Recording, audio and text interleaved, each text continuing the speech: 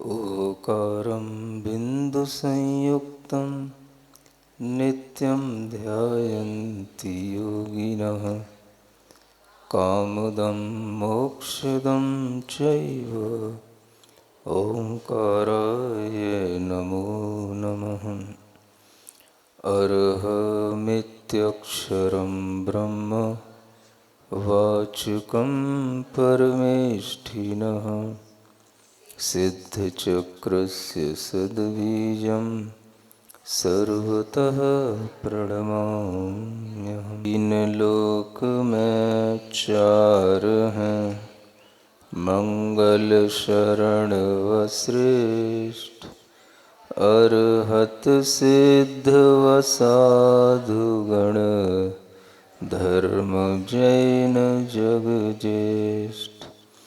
तीर्थंकर जिन देव की जिन वाणी को ध्याय सार्वधर्म संक्षेप से कहूँ चित्त हुलसाय।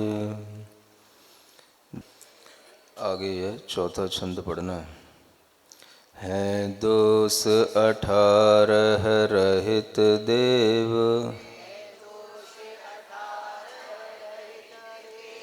गुण 46 से युक्त एव। तिनको ही नित अरिहंत मान सर्वज्ञ हितंकर वही जान।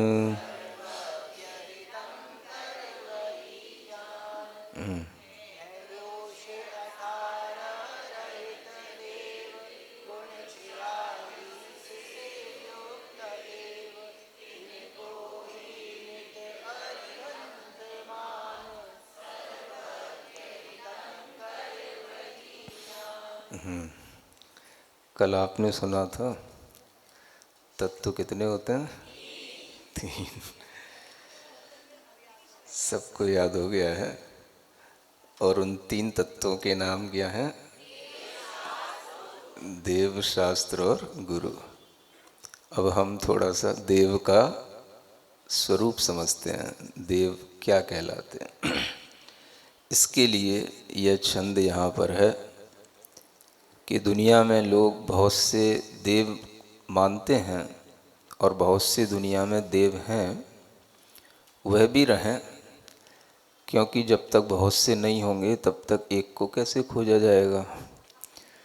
तो बहुत सौ के बीच में एक को देव मानना, एक को देव जानना और उनकी पहचान करना इस एक छंद से होना है।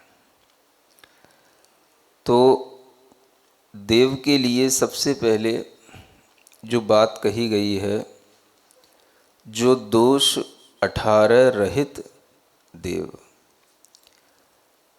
जो देव होते हैं उनमें सबसे पहले यह चीज़ देखनी पड़ती है कि वह देव दोषपूर्ण न हो, क्योंकि दोष ही होता है और दोष दुष्टता का प्रतीक होता है। दोष शब्द क्या है? अपने आप में दुष्टता को बताने वाला है, क्योंकि जिस धातु से दोष शब्द बनता है वह दुष्ट धातु दोष को भी बनाती है, उसी से दुष्टता बनती है और वह दोष ही उस दुष्टता को बताने वाला होता है। तो जिसे हम देव मानने जा रहे हैं, जिसे हम भगवान मानने जा रहे हैं, कम से कम वो भीतर से दुष्ट नहीं होना चाहिए। दुष्ट होगा तो दोष होगा, दोष होगा तो यही दूषण होगा।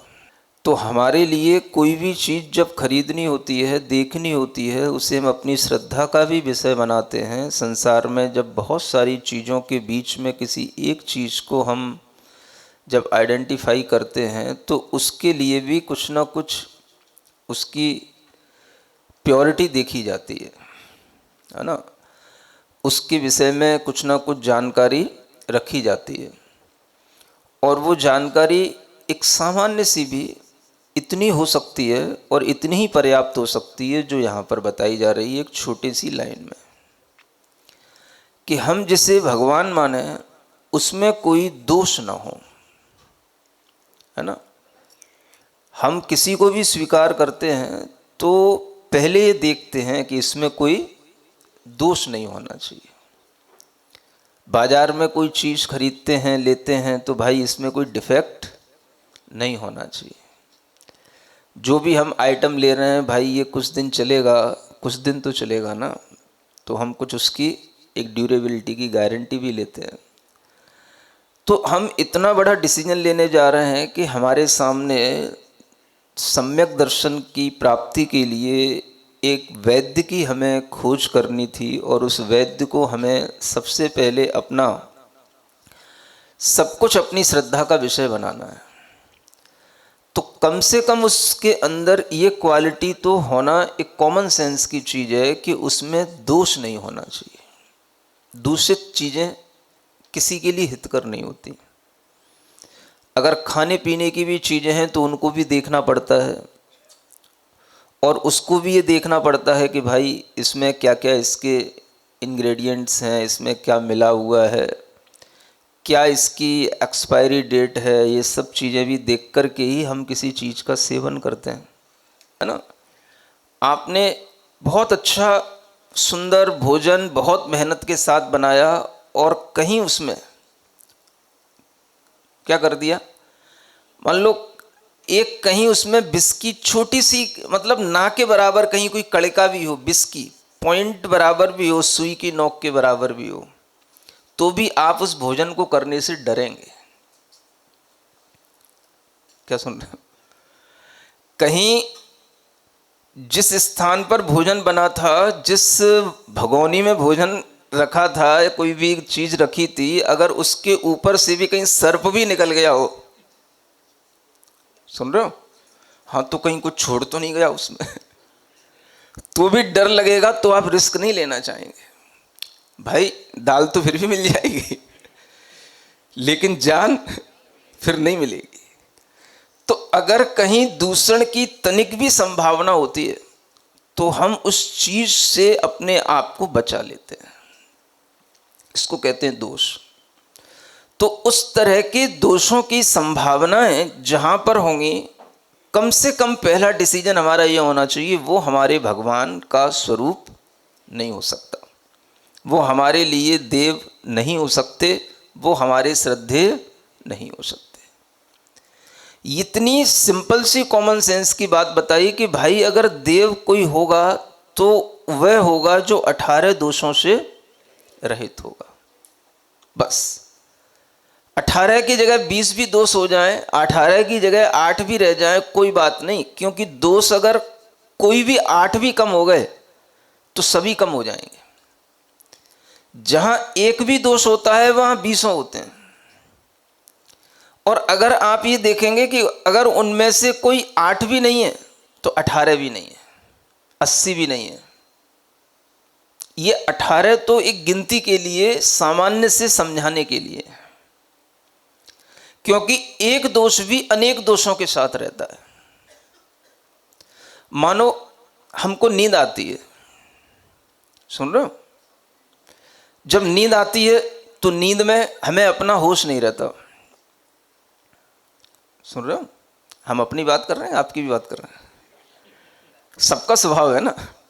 नींद आती है तो फिर पता रहता है कि हम सो रहे हैं कि जग रहे हैं। जब हमें यही पता नहीं है कि हम सो रहे हैं जग रहे हैं, तो समझो हम बेहोशी तो हैं, इसका नाम बेहोशी है। तो नींद आने पर भी हमें अपना होश नहीं रहता। तो जिसे अपना होश ना हो, सुन रहे हो, तो उस समय पर कोई भी दोष होने की संभावना होती है। तो ये भी एक दोष है ना, क्या? नींद आना। कम से कम हम भगवान में तो इतना मान के चलें कि उसने दोषों को जीत लिया हो। सामान्य व्यक्ति अपनी निद्रा को नहीं जीत पाता, एक साधक होता है अपनी निद्रा को जीत लेता है। और वो साधक में भी कुछ और भी ऐसे साधक होते हैं जो हमेशा के लिए अपनी निद्रा को जीत सकते हैं, जीत लेते हैं। अगर वो दोष है तो जीता जाएगा। क्या सुना? हाँ, हर किसी से जीता जाए जरूरी नहीं, लेकिन उसको जीतने वाला कोई ना कोई साधक होगा। दोष पर विजय प्राप्त करने की जिसके अंदर योग्यता आ गई होगी, वही साधक हमारे लिए वही श्रद्धेय होगा और वही हमारे लिए पूज्य होगा। इस बात का विचार एक देव के परिप्रेक्ष्य में किया जाना हम समझते हैं कोई गलती नहीं है। सबसे पहला क्या? निद्रा। कम से कम साधु भी होता है तो वो भी कम से कम अल्प निद्रा में कम समय में अपनी पूरी कर लेता है, जागृत रहता है, सोता भी है तो वो भी अपने लिए उस स्वास्थ्य को देख करके, इसलिए वह अभी मोक्ष का मार्गी कहलाता है, साधक कहलाता है। लेकिन जिससे हम अपना साध्य बनाना चाह रहे हैं वो साध्य तो, ये पहला दोष है। क्योंकि निद्रा में बेहोशी आती है। हमारा भगवान कभी बेहोश नहीं होना चाहिए, चाहे दिन हो चाहे रात हो, चाहे दक्षिणायन हो चाहे उत्तरायण हो। क्या सुन रहे हो? गलती है क्या ऐसा मानने में? भाई जो होगा वही भगवान हम मान लेंगे, नहीं होगा तो नहीं मानेंगे। हमने अपना पैरामीटर अपने मन के अंदर ये बना रखा है, कम से कम भगवान तो ऑलवेज शुड बी अवेकेंड। समझ आ रहा है? वो जो है हमेशा जागृत होना चाहिए। अगर भगवान के अंदर जागृति रहेगी तो वह जागृति ही उसकी अप्रमत्तता कहलाएगी। एक साधक भी प्रमत्त अप्रमत्त होते हुए भी अप्रमत्त दशा में रहने का सबसे ज्यादा अभ्यास करता है, और वही अप्रमत्त साधक अपने दोषों को जीतते जीतते वह हमेशा अप्रमत्त बना रह सकता है। इतना अभ्यास वह साधक करने लग जाता है। तो जब वह साधक इस तरह से अभ्यास कर रहा है तो भगवान के लिए तो वो सब हो चुका होना चाहिए ना। भगवान कैसा होना चाहिए? अप्रमत्त, प्रमाद से रहित होना चाहिए। सुन रहे हो? अब नींद नहीं आनी चाहिए, तो नींद नहीं आएगी तो उबासी भी नहीं आनी चाहिए। नहीं समझ में आ रहा? हाँ, वो तो महाराज शरीर का स्वभाव हो सकता है, वो तो थकान हो सकती है। क्या सुन रहे हो? तो वो अगर शरीर आश्रित है तो फिर वो भगवान कैसे होगा? अगर वह शरीर आश्रित है तो फिर थक भी रहा होगा, तो फिर थकने को दूर करने के लिए कुछ ठंडा ठंडा भी पी रहा होगा। हाँ, हो सकता है ठंडी में गर्म चाहिए पड़ जाए, गर्म में ठंडा चाहिए पड़ जाए, तो फिर वो थकेगा, तो फिर वो अपनी थकान दूर करेगा, एनर्जी लेगा, तो फिर जूस पीना पड़ेगा। समझ आ रहा है? तो वो जूस भी पी सकता है और भी कुछ चीज पी सकता है अगर उसे एनर्जी चाहिए तो जहां पर शरीरगत, शरीर से जुड़ाव होने के साथ होने वाले दोष जहां पर होते हैं, वहां पर वह भीतर से आत्मस्थ नहीं हो सकता। क्योंकि वह आत्मस्थ अगर है तो वो देहस्थ नहीं होगा, और अगर वो देहस्थ है तो आत्मस्थ नहीं होगा। दोनों चीजें एक साथ नहीं होती। अगर वह आत्मस्थ है तो देह कुछ नहीं करेगी। देह को निद्रा नहीं आती। निद्रा किसको आएगी? किसको आएगी? देह को आती है। हे भगवान, देह सोती है। अगर तुम्हारे घर में आग लग जाए तो देह को सुला के दिखा देना।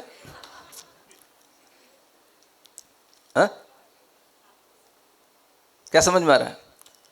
घर में शाम को सोते समय ही खबर मिल जाए बेटे का एक्सीडेंट हो गया है, लेटे रहना, देह को सुला के दिखा देना।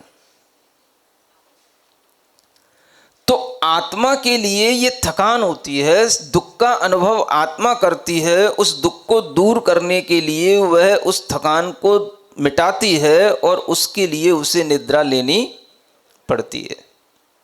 तो आत्मा किस में स्थित हो गई? देह में स्थित हो गई। जो आत्मा सो रही है वो देह में स्थित है कि आत्मा में स्थित है? सिंपल सी बात है। अगर वह देह आश्रित अपने मनोभाव हैं, देह आश्रित उसका परिणमन है, तो फिर अभी आत्माश्रित हुआ कहां? तो भगवान आत्माश्रित तो होना चाहिए ना। ये भगवान की बात है, अभी साधक की बात नहीं है। जो साध्य रूप हो गए हैं उनकी बात है। तो भगवान तो कम से कम देह से हटा हुआ होना चाहिए। देह से हटा होगा तो फिर देह कुछ भी नहीं करेगी उसके लिए। भाई उबासी कब आती है? जब आप देह आश्रित होते हैं। अगर आप भीतर से एकदम से अप्रमत्त हैं, सुन रहे हो? मैं आपसे कह रहा हूं, आपको कितनी भी आलस्य आता हो, कितनी भी आपको उबासी आती हो, सुन रहे हो? आपसे घर में कह दिया जाए कि 2 नक्सली जो है आपके घर में घुस गए, बंदूक लिए हुए हैं, कमरे से बाहर मत निकलना। सुन रहे हो? अब सो के दिखा दो हमें तुम, अब उबासी लेके दिखा दो तुम हमें। ये यहां बैठे बैठे उबासी आएगी आपको? अगर कह दिया जाए कि यहां पर 2 नक्सली घुस गए हैं और वो बंदूक लिए बाहर खड़े हुए हैं, किसी को भी भून सकते हैं, तो यही उबासी आपकी बिल्कुल चली जाएगी। हाँ, भले ही आप 3 रात से ना सोए हो, हाँ, सब चली जाएगी। इससे मतलब नहीं होता कि हमने सोया नहीं 3 रात से। मैं आपसे फिर कह रहा हूं, समझो इस चीज को। सुन रहे हो ना? एकदम से भौचक्के हो जाओगे अगर हमें अपनी जान की पड़ जाए तो सारी नींद उड़ जाएगी। ये उबासियां आपको तब आती हैं जब आप बिल्कुल निश्चिंत होकर के बैठे होते हो। समझ आ रहा है? और कुछ भी आपको चिंता नहीं होती है। आगे झुक जाओ तो, पीछे झुक जाओ तो, दोनों तरफ डबल बेड है। समझ आ रहा है? अगर आपके लिए कुछ भी भीतर से ऐसा भाव आ गया कि नहीं, अभी तो मुझे अपनी जान बचानी है, तो आपको कोई निद्रा नहीं आ सकती, आपकी पलक नहीं झपक सकती। अगर आपको पता हो कि वहां से वो एंटर कर सकता है तो आप वहीं पर देखते रहोगे, आपकी पलकें नहीं हिलेंगी। सुन रहे हो? उबासी तो बहुत दूर की बात है। यह भीतर का विज्ञान अगर आपने नहीं समझा तो आपने कुछ नहीं समझा। तो एक साधक देह में स्थित होता हुए भी आत्मस्थ होने की प्रक्रिया में लगा रहता है, पुरुषार्थ करता है, और जब वह पूरा पुरुषार्थ कर लेता है तो वही साधक साध्य बन जाता है, वही हमारे लिए देव बन जाता है, भगवान बन जाता है। तो भगवान में निद्रा तो होनी ही, निद्रा होगी तो खाने की पड़ेगी। भूखे पेट तो नींद भी नहीं आती।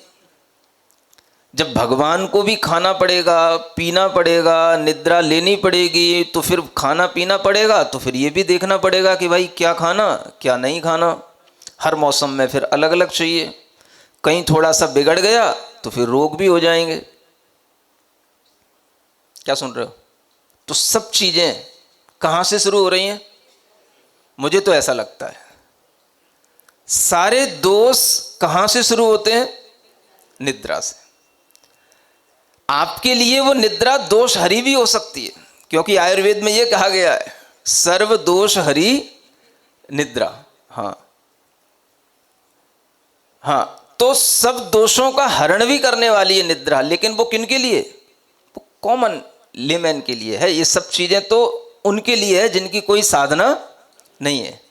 लेकिन जो साधक है उसकी तो अपनी विशेषता होती है, और साध्य की तो अपनी विशेषता होनी चाहिए। तो साध्य जो इसको हम अपना भगवान कह रहे हैं वह कम से कम बेहोश नहीं होना चाहिए, निद्रा में नहीं होना चाहिए। सोना अगर उसके लिए स्वभाव में होगा, निद्रा अगर उसके अंदर होगी, तो वह हमेशा अप्रमत्त नहीं होगा, हमेशा जागरूक नहीं होगा। सुन रहे हो?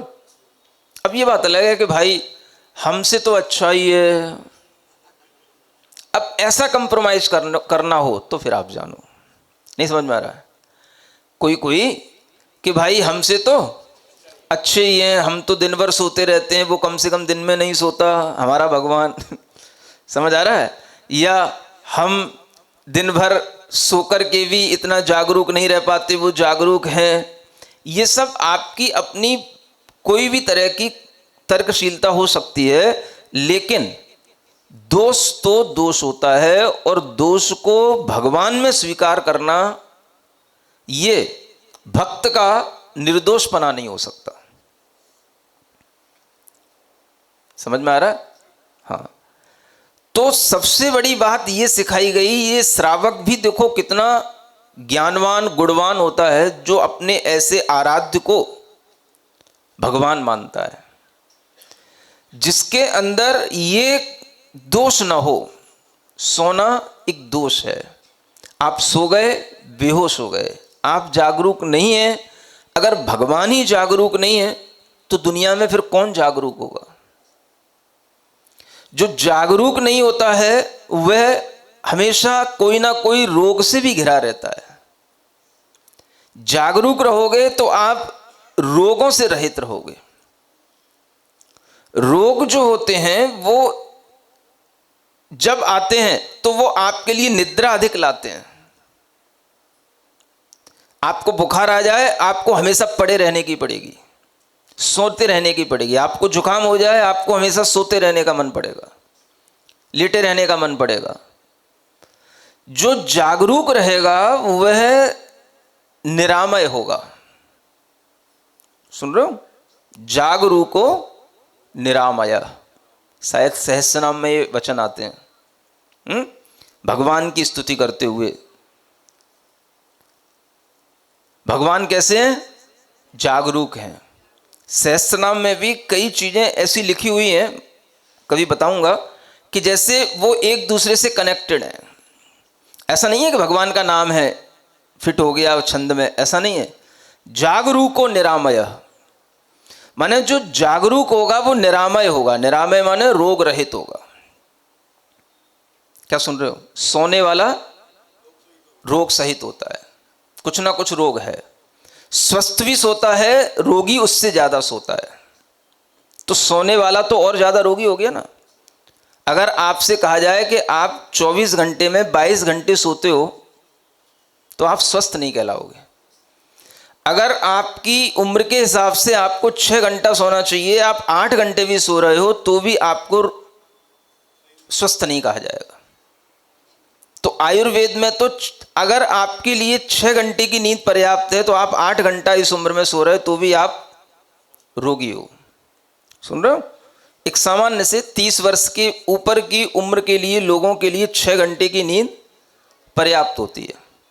जो बच्चा होता है वो सबसे ज्यादा सोता है। जब वो जन्म लेता है तो 24 घंटे में 23 घंटे सोता है वो। समझ आ रहा है? जन्म के समय पर। हाँ, फिर वो जैसे जैसे बड़ा होता जाता है उसकी नींद अपने आप कम होती जाती है। तो आप सोचो कि जब वो बड़े हो रहा है तो नींद कम हो रही है, तो भगवान तो कितना बड़ा हो गया, तो उसे तो अपनी निद्रा पर विजय होनी चाहिए। तो ये चीज अपने आप में समझना और उसको श्रद्धा से स्वीकार करना, यही बुद्धिमान लोगों का काम है। भगवान को दिन, पक्ष, महीने तक सोने की जो इच्छा है ये भगवान के अंदर हो नहीं सकती। आपने अगर मान ली है तो हमें लगता है आपने भी गलत मान ली है। भगवान कभी भी सो ही नहीं सकता। आपने किसी भी तरीके से उसे मान लिया, स्वीकार कर लिया, लेकिन वास्तव में भगवान तो कभी सो नहीं सकता। जागरूको निरामय, जागरूक होगा वो निरामय होगा, रोग रहित होगा।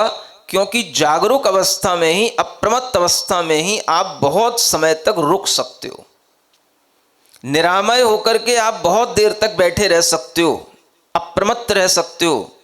अस्वस्थ हो गए, आपको लेटना पड़ जाएगा। तो जितनी आपके भीतर जागरूकता होगी उतने ही आप निरामय होंगे। तो जागरूकता गुण है और निद्रा अवगुण कह लो, दोष कह लो। यह सिद्ध करना है, क्योंकि निद्रा आएगी तो अपने साथ अनेक दोषों को लाएगी। सबसे एक ये भी दोष उत्पन्न होता है, जिसको निद्रा आ रही हो उसके अंदर अरति उत्पन्न होती है। क्या वो उत्पन्न होती है? एक अरति दोष होता है। बाकी आप 18 दोष अपने किताबों से गिन लेना, मैं उस चक्कर में नहीं पढ़ना चाह रहा। मैं साइंटिफिक भाग पे आ रहा हूं और उसको ढंग से प्रस्तुत करना चाहता हूं। तो निद्रा जिसको आती है वो अरति दोष से सहित हो जाता है। अरति माने क्या होता है? आप देखोगे जब आपको निद्रा आएगी, आपको कुछ भी चीज में रति नहीं होगी, अरति उस समय पर होती है। हाँ, अरुचि, हाँ मतलब किसी भी चीज से लगाव नहीं होगा। यानी आपका कितना भी हितैषी या कितना भी आपका राग रखने वाला व्यक्ति आपके सामने बैठा होगा, भाई तू हट जा, अभी बात मत कर, अभी सोने दे। जिस समय पर निद्रा दोष उत्पन्न होगा उस समय पर अरति होगी, उस समय पर अरति होगी तो जुगुप्सा दोष भी आ जाता है। अरति और जुगुप्सा ये अलग अलग दोष गिने गए हैं। जुगुप्सा का मतलब होता है अपने से ही अपने अंदर एक ग्लानि आने लग जाती है, दूसरे से रति नहीं हो रही, ये तो अरति हो गई।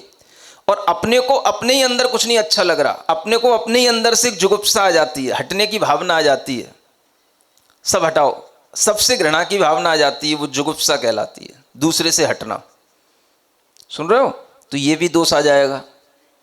तो आपके अंदर जुगुप्सा भी पैदा होगी, अरति भी पैदा होगी। सुन रहे हो? निद्रा आ रही है तो निद्रा भूखे पेट नहीं आती। क्षुधा भी आपके अंदर है, क्षुधा दोष भी सिद्ध होएगा। अगर क्षुधा है तो कोई भूखा मतलब खा ले और पिए ना, ऐसा हो नहीं सकता। तो पिपासा भी एक दोष है, प्यास भी लगेगी। ज़्यादा खा लो और पानी ना पियो तो समझ में आता है कि पिपासा भी एक दोष है। तुमको कुछ समझ नहीं आता, तुम तो आमूल शुद्ध दोषों में डूबे हुए हो है ना? फिर भी मैं परम शुद्ध हूँ बोलते रहते हो। समझ में आ रहा है? तो ये सब दोष हैं।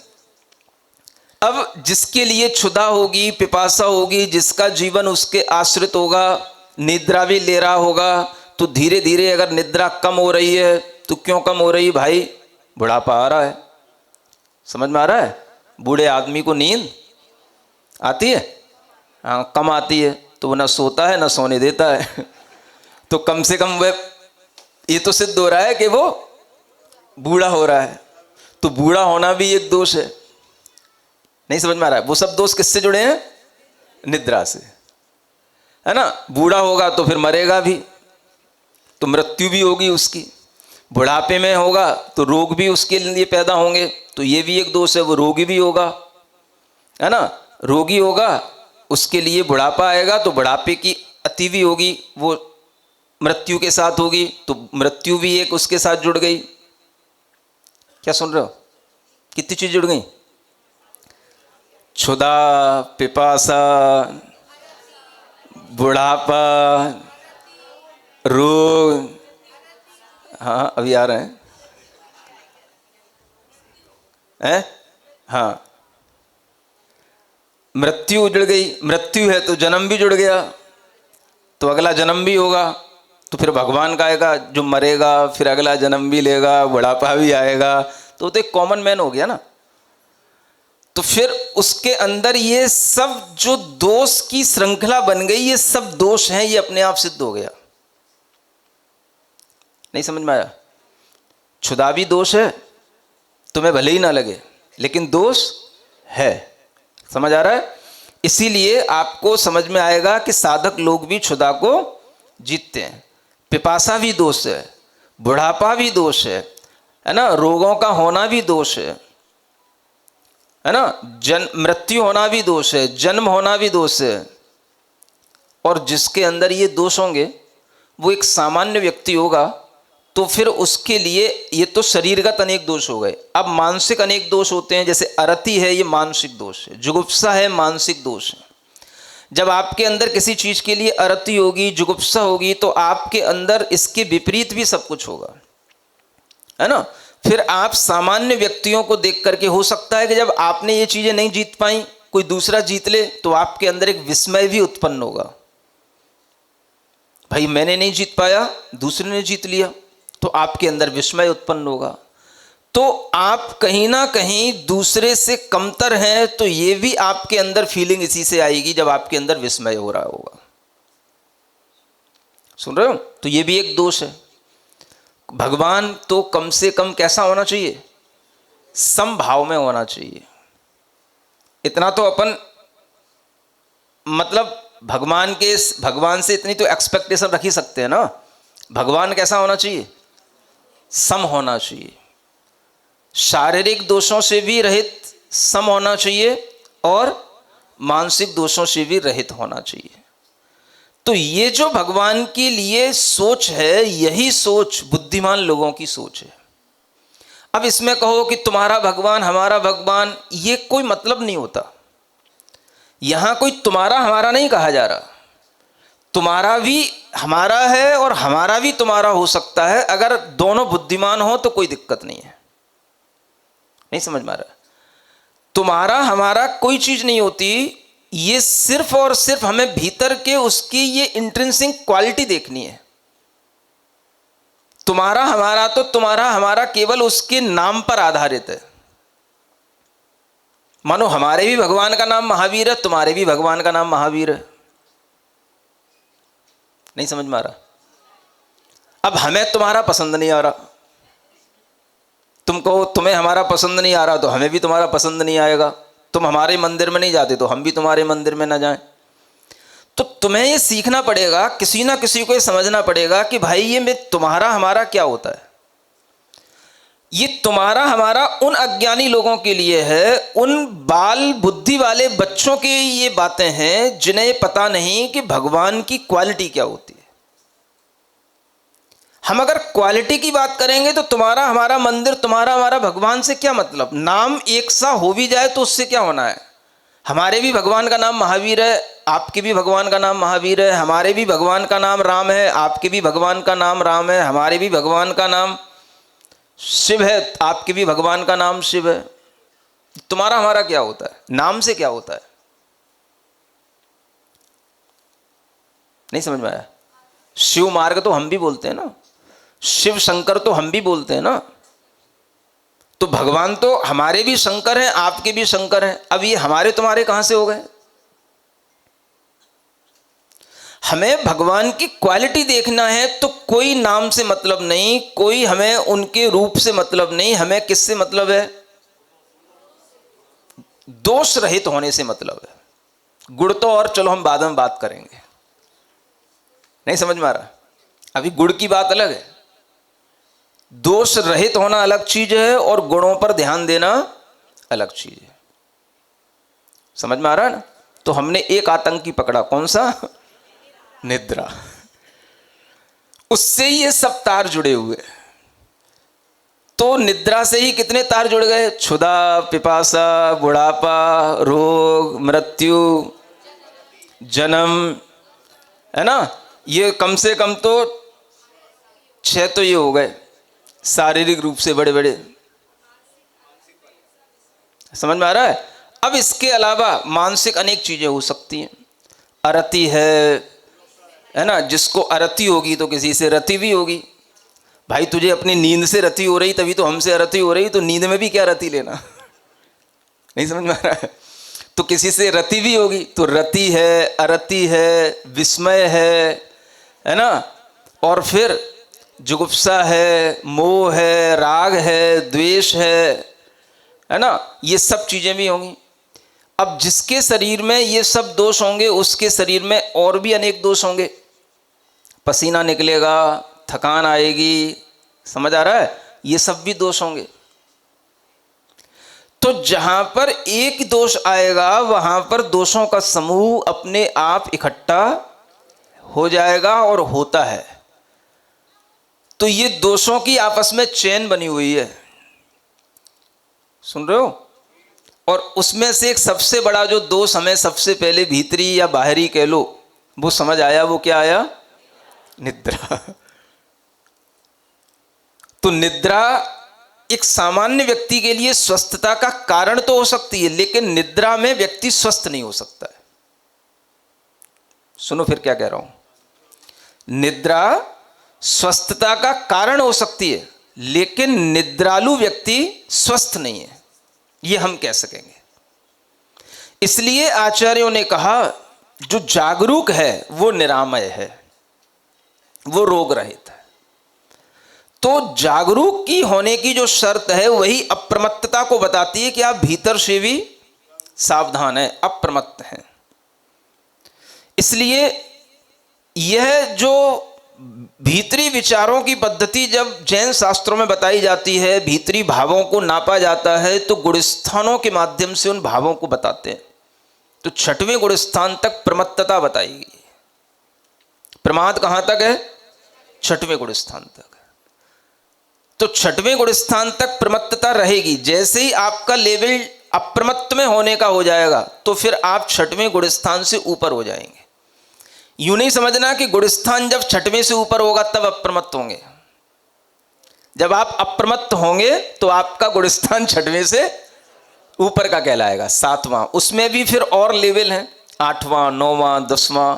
और जहां पर आपके लिए हमेशा के लिए अप्रमत्तता आ गई, आपके सारे दोष क्षीण हो गए, क्षीण मोह हो गए, उसके बाद ही आपके अंदर ये योग्यता आ जाएगी कि आप हमेशा के लिए स्व में स्थित रहने वाले स्वस्थ बन जाएंगे, जागरूक रहेंगे।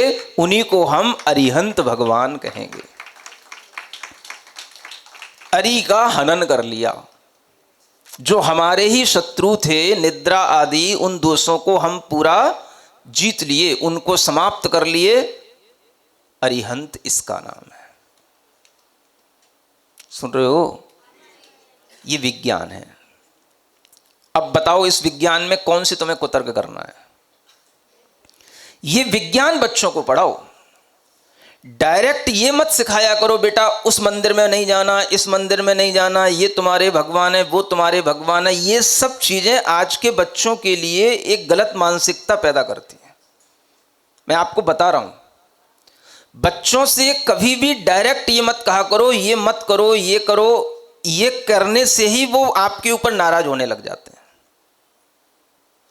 बच्चों के लिए ये समझाना पहले जरूरी है, बेटा भगवान का साइंस समझो। Who is God? कौन है वो भगवान? जो भगवान होगा उसके अंदर कुछ सुप्रीम नेचर भी तो होगा। जब हम उसको सुप्रीम पावर मान रहे हैं तो उसका नेचर भी तो कुछ सुप्रीम होना चाहिए, उसके अंदर कोई क्वालिटी भी तो सुप्रीम होनी चाहिए। मंदिर जाओ, मंदिर जाओ, मंदिर जाने से क्या हो रहा है? तुमको क्या हो गया और उसको क्या हो जाएगा? जिस दिन मंदिर नहीं जाते तो पाप लग गया क्या? भाई पाप क्या होता है? इतना कमजोर है क्या हमारा सम्यक दर्शन कि भाई एक दिन मंदिर नहीं गए तो पाप लग गया? क्या हमारी एक दिन मंदिर नहीं जाने से हमारी श्रद्धा ही टूट गई क्या भगवान से? तो ये क्या है? ये तो हमने अपने आप को बहुत कमजोर बना रखा है। धर्म का एक ऐसा कमजोर स्वरूप सामने ले रखा है कि हमें इसके आगे कुछ बोल्ड तरीके से कुछ भी सोचना ही नहीं आता हमें। भाई श्रद्धा से धर्म है ना, सम्यक दर्शन श्रद्धा से है ना। तो वह श्रद्धा क्या एक दिन मंदिर नहीं जाने से क्या श्रद्धा मिट जाएगी क्या?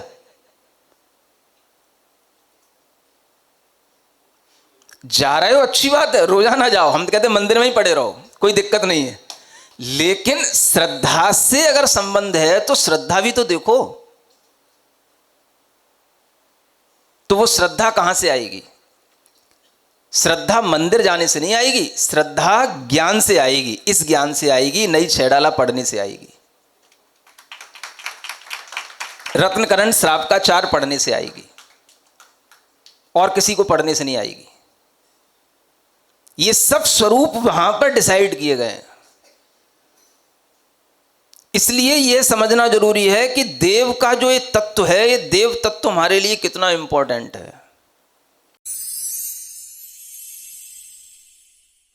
सिरिजिण वाणी जग कल्याणी, जग जन मदतम मोहरी, जनमण हारी गढ़हर हारी, जन्म जरा भव रोग हरि। तिथियराणं दिव्यझुणिं जो पढ़ई सुनई मय्ये धारई। णाणं सौखमणन्तं धरिय सासद मोक्ष पदं पावई। सासद मोक्ष पदं पावई।